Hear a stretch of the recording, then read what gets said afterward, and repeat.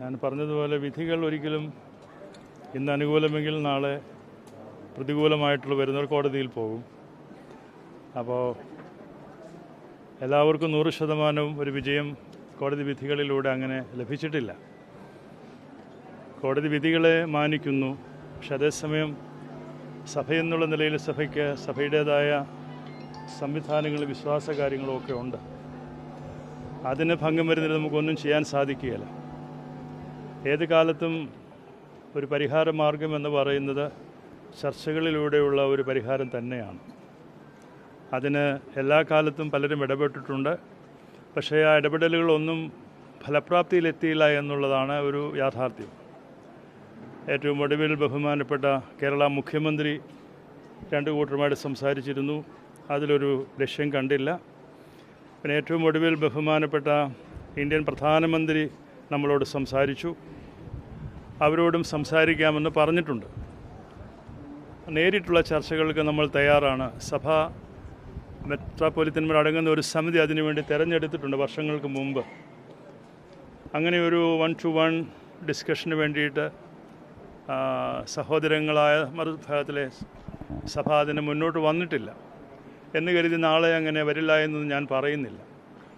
ഈ ഒരു ഘട്ടത്തിൽ കുറച്ചുകൂടി കൂടി ക്രിയേറ്റീവായിട്ടും യാഥാർത്ഥ്യ ബോധത്തോടു കൂടി കോടികൾ വരുന്ന സഭയ്ക്കും സമൂഹത്തിനുമൊക്കെ പ്രയോജനപ്പെടുത്തേണ്ടുന്ന ഈ വലിയ തുക കേസിന് വേണ്ടി ഇനിയും ചെലവഴിക്കുന്നതിൽ യഥാർത്ഥത്തിൽ ഒരു അർത്ഥവുമില്ലാത്തതാണ്.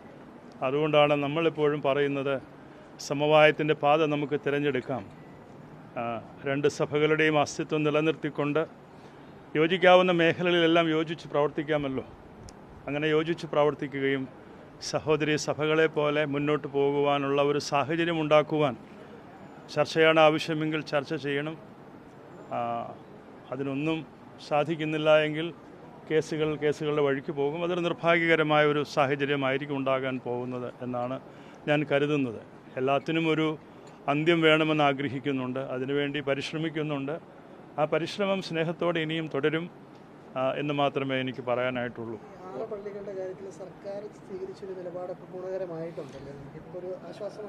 സർക്കാരിന് അങ്ങനെ ഒരു നിലപാടെടുക്കേണ്ട വന്നത് സർക്കാർ കോടതി നടപ്പാക്കാത്ത സർക്കാരിനെതിരെ കണ്ടംപ്റ്റ് വന്നു. സർക്കാരിനെതിരെ കണ്ടംപ്റ്റ് വന്ന് സർക്കാർ അതിൻ്റെ അത് ഒന്നാം കക്ഷിയായി, ഒന്നാമത്തെ പ്രതിയായി. അങ്ങനെ വന്നപ്പോൾ സർക്കാർ കോടതിയെ സമീപിച്ചു. നമ്മളും സർക്കാരിന് പുറകെ നമ്മളും കണ്ടംപ്റ്റിൽ നമ്മളുമുണ്ട്. വിധി നടപ്പാക്കാത്തതിൽ അതിലൊരു കണ്ടംപ്റ്റ് ഇല്ല. ഇതിൻ്റെ നിയമവശത്തുകൂടി അല്ല കാര്യങ്ങൾ ചെയ്തിരിക്കുന്നത്. ഈ പറയുന്ന പള്ളികളിൽ നിന്നെല്ലാം ആളുകളെ പുറത്താക്കി വേറൊരു വിഭാഗത്തിന് കൈമാറുന്നത് സർക്കാരിൻ്റെ ജോലിയല്ല, അല്ലെങ്കിൽ സർക്കാർ മിഷണറിയുടെ ജോലിയല്ല എന്നാണ് കോടതി കണ്ടെത്തിയിരിക്കുന്നത്. അത് തന്നെയാണ് സുപ്രീം കോടതിയും പറഞ്ഞിരിക്കുന്നത്. ഈ കേസിൻ്റെ പ്രത്യേകത ഇത് ഹൈക്കോടതിയിൽ മാത്രം ഒരുങ്ങി നിൽക്കുന്നതല്ല. സുപ്രീം കോടതിയിൽ നിന്നും ഹൈക്കോടതിയിലേക്ക് കേൾക്കുവാൻ വേണ്ടി വിട്ട കേസാണ്. അതിൽ സുപ്രീം കോടതിയുടെ 7 നിരീക്ഷണങ്ങളുണ്ട്. അതിൻ്റെ അടിസ്ഥാനത്തിലാണ് കേസ് കേൾക്കാനായിട്ട് ഹൈക്കോടതി പറഞ്ഞിരിക്കുന്നത്. അതിൻ്റെ പശ്ചാത്തലത്തിൽ വന്നിരിക്കുന്ന ഒരു കേസ് എന്നുള്ള നിലയിൽ ഇന്നലകൾ വരെ 2017 എല്ലാറ്റിൻ്റെയും ഒരു അന്ത്യമാണ്. അത് വിട്ടൊന്നും ചെയ്യാൻ സാധിക്കില്ല എന്ന് പറഞ്ഞെടുത്തുന്നതുമാണ് കോടതി മറ്റൊരു നിരീക്ഷണം നടത്തിയിരിക്കുന്നത്. ഇനിയും അതുമായി ബന്ധപ്പെട്ടിട്ടുള്ള കാര്യങ്ങളിൽ കൂടുതലായിട്ടുള്ള മറ്റ് കേസുകളൊക്കെ ഇപ്പോഴും കോടതിയിൽ കിടപ്പുണ്ട്. ആ കേസുകൾ വരാം, അതിൽ വാദപ്രതിവാദങ്ങൾ വരാം. ഈ കേസുമായി ബന്ധപ്പെട്ടും എങ്ങനെയായിരിക്കും മുന്നോട്ട് പോകുന്നത് നമുക്കറിയത്തില്ല. നമ്മളിതിൽ സാറ്റിസ്ഫൈഡാണ്. ഇതിൽ കൂടുതലൊരു കാര്യം ഈ കോടതിയിൽ നിന്നും ഞങ്ങൾക്കും പ്രതീക്ഷിക്കാൻ സാധിക്കുമെന്ന് തോന്നുന്നില്ല. കാരണം ഇതിനു മുമ്പുള്ള വിധികളെല്ലാം സുപ്രീം കോടതിയുടെ വിധികളാണ്. അതുകൊണ്ടാണ് സുപ്രീം കോടതിയിലെ കണ്ടെത്തലുകളിൽ ചില അനീതികളുണ്ടെന്ന് ബോധ്യപ്പെട്ട പശ്ചാത്തലത്തിലാണ് വീണ്ടും കേൾക്കണമെന്ന് പറഞ്ഞ് ഹൈക്കോടതിയിലേക്ക് വിട്ടിരിക്കുന്നത്. അത് കോടതി വിശദമായിട്ട് കേട്ടു, ഓരോ പള്ളികളെയും കേട്ടു. അതിൻ്റെ അടിസ്ഥാനത്തിലാണ്. ഓരോ പള്ളികളെയും സ്വഭാവം വ്യത്യസ്തമാണ്. അവിടുത്തെ ബഹുഭൂരിപക്ഷമുണ്ട്, അവിടുത്തെ മൈക്രോസ്കോപ്പിക് മൈനോറിറ്റി ഉണ്ട്. അതെല്ലാം വെച്ചിട്ട് മുഴുവൻ പള്ളികളും ഈ 2017 അടിസ്ഥാനത്തിൽ പിടിച്ചു കൊടുക്കണമെന്ന് കോടതിക്ക് ഗവൺമെൻറ്റിനോടോ മിഷണറിയോടോ പറയാൻ പറ്റില്ല എന്നുള്ളതാണ് വന്നിരിക്കുന്നത്. എക്സിക്യൂഷൻ നടത്തേണ്ടത് വേറെ ചില നിയമരീതികളുണ്ട്. ആ രീതിക്ക് പോകണമെങ്കിൽ അവർക്ക് പോകാം. അതാണ് ഈ കോടതിയുടെ കണ്ടെത്തലെന്ന് ഞാൻ മനസ്സിലാക്കുന്നത്. അങ്ങനെ നോക്കുമ്പം ഈ പറഞ്ഞ പള്ളികളെല്ലാം പിടിച്ചെടുത്തത് നിയമത്തിൻ്റെ രീതിയിൽ ശരിയല്ല എന്നാണ് കോടതി കണ്ടെത്തിയിരിക്കുന്നത്. യഥാർത്ഥ അവകാശികൾക്ക് അവരെന്നും പുറത്തായി അവർക്ക് കോടതിയുടെ തന്നെ ഒരു ഡയറക്ഷനിലൂടെ പിടിച്ചെടുത്തതായതുകൊണ്ട് ആ നിയമപ്രാബല്യം ഇന്ന് അവർക്കില്ല എന്ന് വേണം കരുതാനായിട്ട്. എന്നാൽ അത് സംബന്ധിച്ച് തിരികെ അവകാശം ലഭിക്കണമെന്നുള്ളതിന് അതിൻ്റെ നിയമവശങ്ങൾ ഒന്നുകൂടി പഠിക്കണം.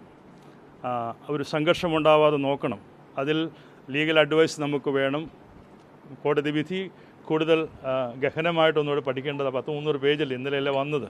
അതുകൊണ്ട് സീനിയർ ലോയേഴ്സുമായിട്ട് സംസാരിച്ചിട്ട് നിയമത്തിൻ്റെ കാര്യങ്ങൾ കൂടുതലായിട്ട് പഠിക്കും. അതോടൊപ്പം തന്നെ ഞാൻ വളരെ ഗൗരവമായിട്ടാണ് പറയുന്നത്, ഇതൊക്കെ അവസാനിപ്പിക്കേണ്ട ഒരു കാലമാണ്. അതിനുള്ള സാഹചര്യങ്ങൾ ഉണ്ടാവട്ടെ എന്ന് ഞാൻ പ്രാർത്ഥിക്കുന്നു. അതിനുവേണ്ടി പരിശ്രമിക്കുന്നു. അതിനുവേണ്ടി ഏത് സമയത്തും സന്നദ്ധനുമാണ്.